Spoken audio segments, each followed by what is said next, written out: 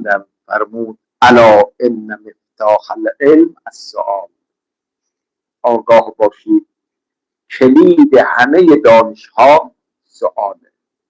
یعنی انسان با کلید سؤال میتواند وارد عالم علم بشه و انواع دانش رو برای خودش جمع بکنه. یا در روایتی دیگر فرمود ان هذا العلم علیه قفل و مفتاح المسئله.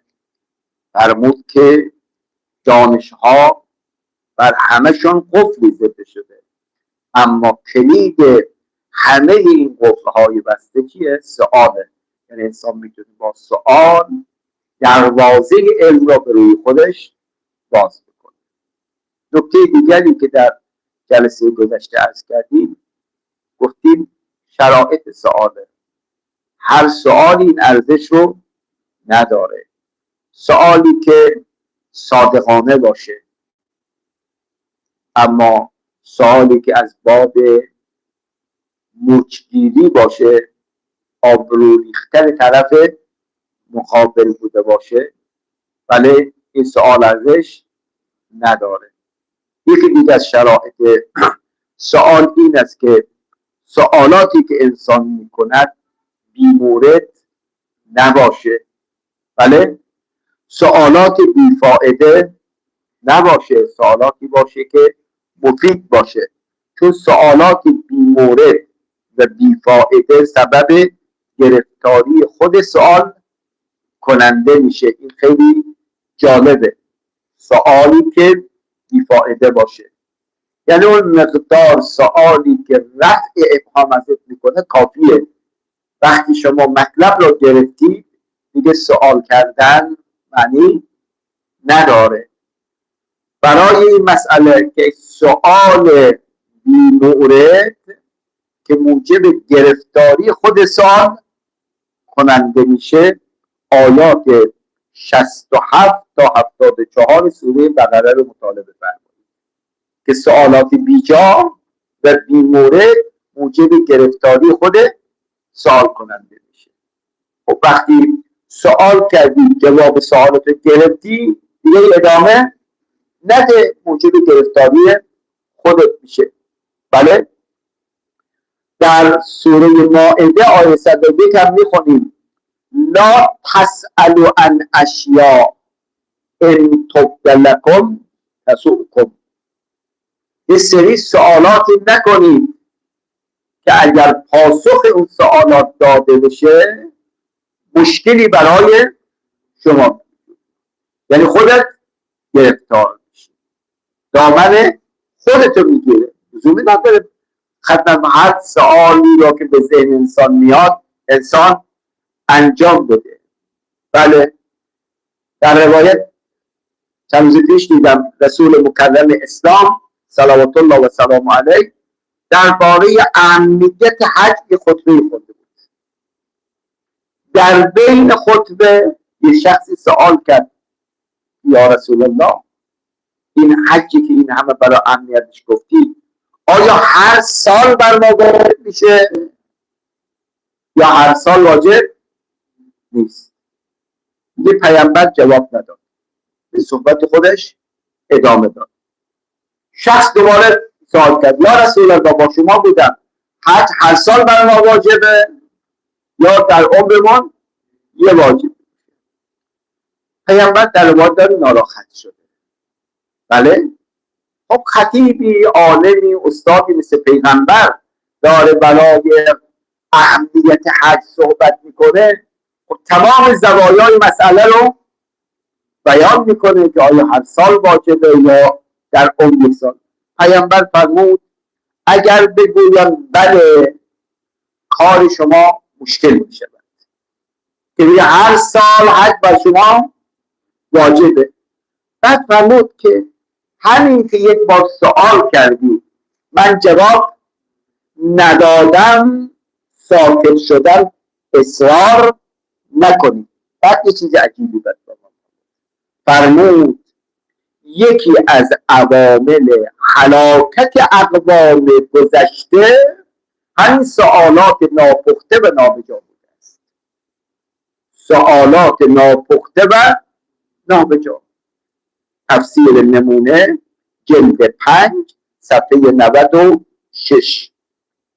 باز امیرالمؤمنین صلوات الله و سلامه علیه فرمود که خدای متعال سکت لکم عن اشیاء، سکت لکم عن اشیاء.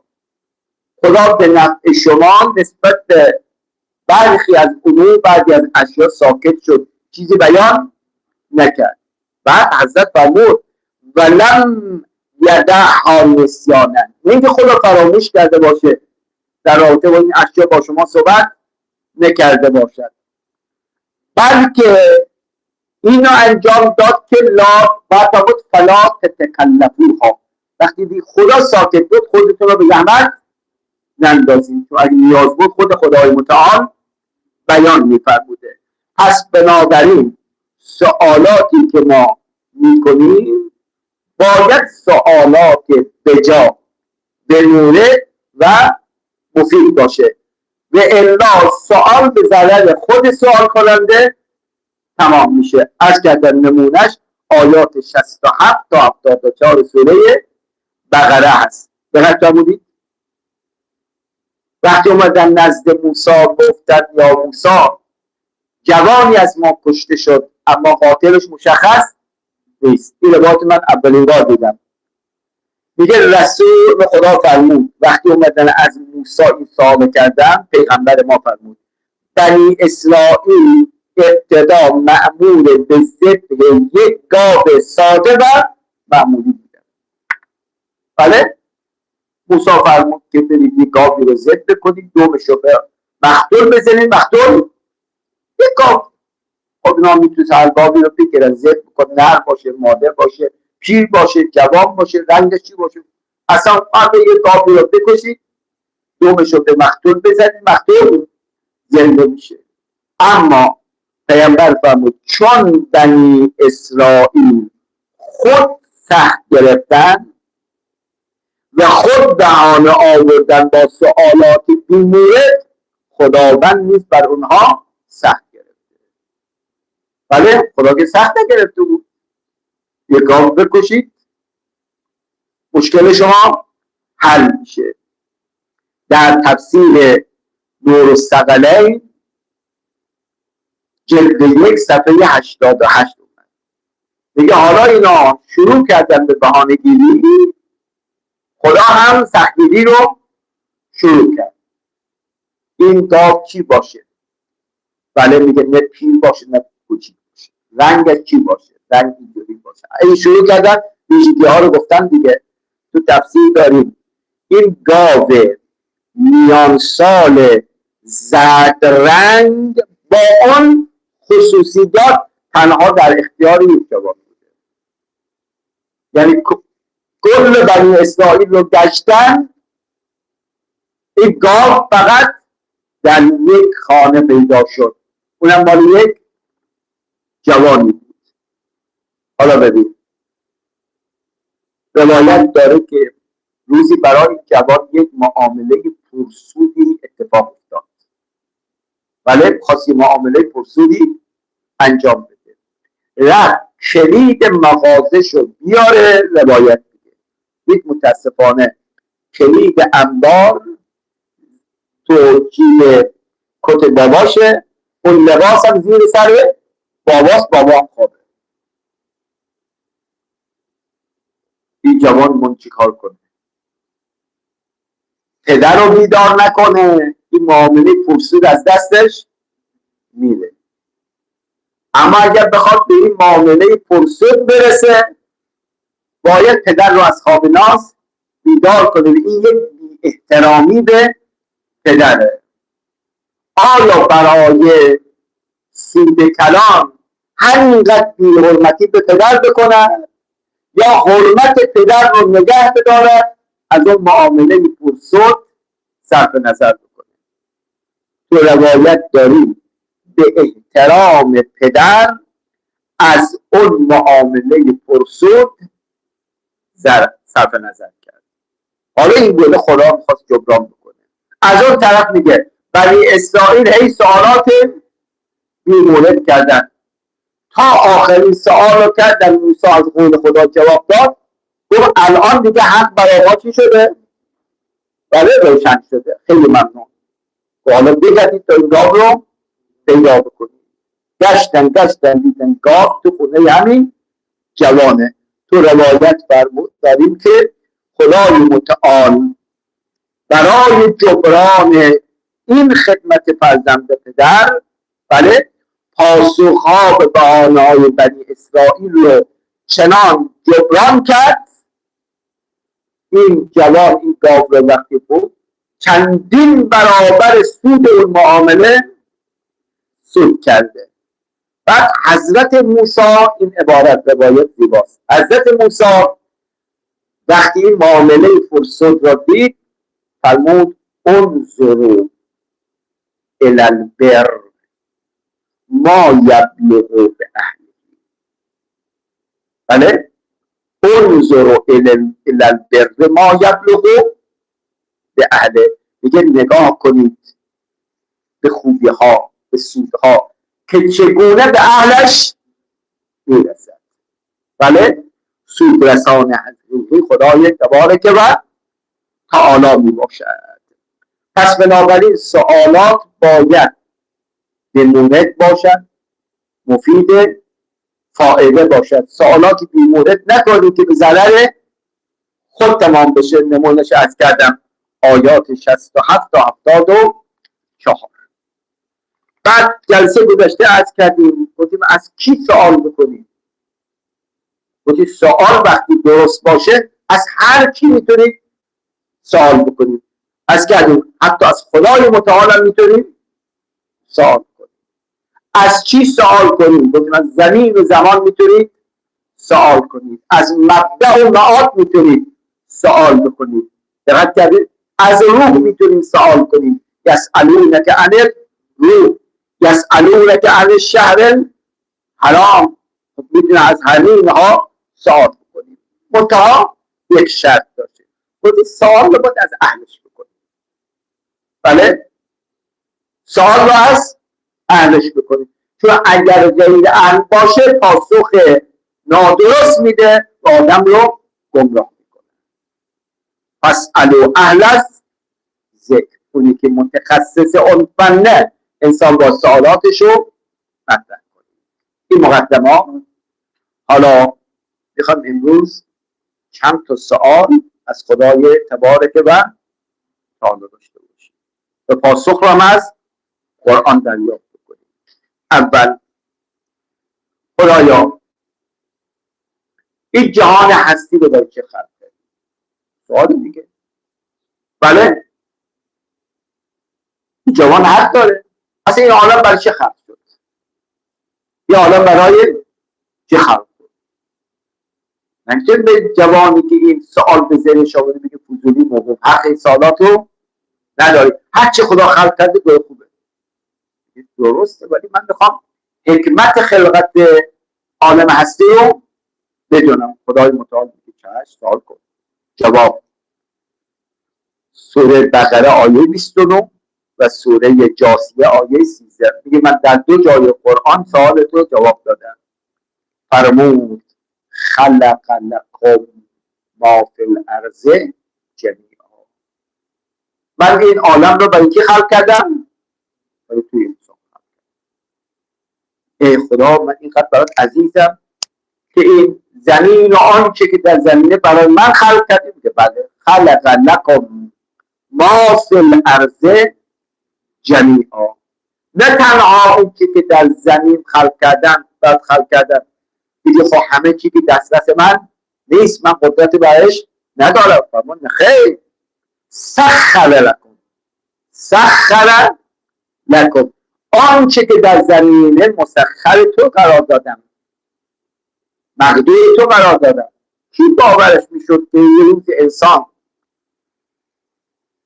کیلومترها زمین رو بکنه، به عمق زمین بره، بله، نفت به دست بیاره، یا دل کوه را بکنه به معدن برسه، سخر، الان میراشاش دیدیم از زمین گذاشتیم داریم به فضا هم بریم. پس سخر لکم، خلق لکم. این سوال اینجا با سوال یه مقدار خصوصی تر میشه. خب خدای زمین رو برای من آفریدید، من رو برای چی آفریدید؟ دقت کردید؟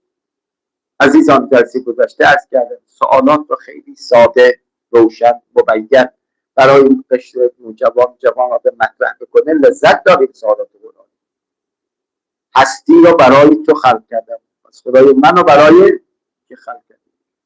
فرمود تو رو برای عبادت. ما خلقت الجن والانس الا لیعبدون، سوره الذاریات آیه 56. زمین رو برای من رو برای عبادت. مگه سال سوم خدای مگه به عبادت من احتیاج داشتی که من رو برای عبادت کردی؟ چرا باید بفرمایید عبادت؟ پاسخ میده به تعبیر بندی لبخند میزنه من احتیاج به عبادت تو نداشتم و ندارم. بله تو رو برای عبادت خلق کردم که به برکت عبادت تو به سکوی رفیع تقوا برسی. زمین را برای تو خلق کردم، تو را برای عبادت. عبادت برای چی؟ بله به خاطری که به تقوا برسی. عبادت بخون یا ایها الناس اعبدوا ربکم الذی خلقکم والذین من قبلکم لعلکم تتقون. یا ایها الناس اعبدوا، عبادت کنید، لعلکم تتقون. پس عبادت برای تقوا. سوال بعدی تقوا که چی؟ برای چی تقوا رو دست بیاره؟ خیلی قشنگ این مثالا. جهان برای چی خلق شده؟ تو. من برای چی خلق شدم؟ برای عبادت. چرا عبادت کنم؟ به خاطر که به تقوا برسم. با تقوا گیرم میاده چی؟ با تقوا بشن چی؟ این رو در سوره بقره آیه 189 بیان میکند. واتقوا الله لعلکم تفلحون. تقوا به دست بیارید تا اهل سعادت بشید، تا اهل شقاوت و بدبختی نشید. برید. پس هدف از آفرینش اینه که انسان به نقطه فلاح و سعادت و رستگاری برسه. درست داره؟ خب خدمت با سعادتتون عرض بکنم که اگر این سوالات و جواب انسان بهش دقت کنه، مجموعه عبادت هایی که تو قرآن مطرح شده مثلا رمزالات و حکمتش هم میفهمه. روزه بگیریم. چرا بگیریم؟ لعلکم بفرمایید تتقون. بعد جهاد بکنید. جاهدوا فی سبیل الله. چرا جهاد بکنم؟ در راه خدا. پاسخ داده میشه. حج انجام بدید. لله علی الناس حج البیت من استطاع الیه سبیلا. چرا؟ میگه همه این عبادت ها دقت فرمودید این که انسان به نقطه سعادت برسه. خب آخرین سوال رو در این زمینه مطرح کنید، جوابش انشاءالله برای جلسه بعد. سوال اینه که خدایا عبادتی که مرا میخواد به کمال و فلاح و رستگاری برسونه چگونه عبادتی باید باشه؟ بله؟ کدام روزی است که منو به تقوا میرسونه و کدام تقوا است که منو به فلاح میرسونه؟ کدام نماز است که معراج المؤمن میشه؟ کدام جهاد است که ما را به فلاح میرسونه؟ پس سوال بعدی اینه که خدایا عبادتی که انسان را به کمال، به سعادت و به فلاح و رستگاری برسونه چگونه عبادتی است؟ اگر خدا توفیق بده جلسه آینده میگیم. عبادتی که انسان را به فلاح و رستگاری میسونه بر اساس آیات و روایات 6 تا نشانه داره، 6 تا ویژگی داره. اگه این ویژگی ها در عبادت ما باشه، این عبادتی است که انسان را به فلاح و رستگاری میرسونه. عنایت کردید؟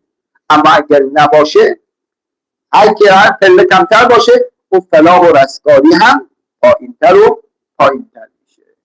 خب ما الان این سوال مطرح کردیم در باب عبادت. شما میتونید سوالات در زمینه‌های دیگر هم انشاءالله مطرح میشه.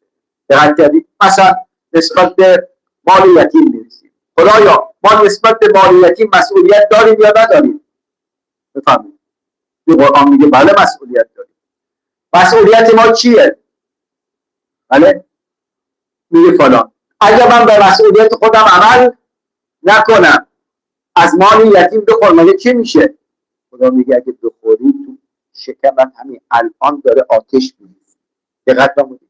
این در باب مال یتیم تو قرآن خیلی بحث شده. سوال جواب. از کردن یک کتابی هم من عنوانش دیدم، خود کتاب رو ندیدم، تحت عنوان سوال از ما پاسخ از خدا. سوال از ما پاسخ از خدا در قرآن. خب شما حالا همین مسئله رو آدم میتونه جلسات متعدد در حال روشنی را به روی جامعه خصوصا برای قشر نوجوان و جوان باز بکنه. بله این سوالات قرآنی و جواب قرآنی با فطرت انسان سر و کار داره و کارهایی که با فطرت انسان سر و کار داشته باشه انسان ازش استقبال میکنه. خدایا به محمد و آل محمد قسمت میدهیم توفیق اطاعت و بندگی خود را به ما مرحمت بفرما. نصرت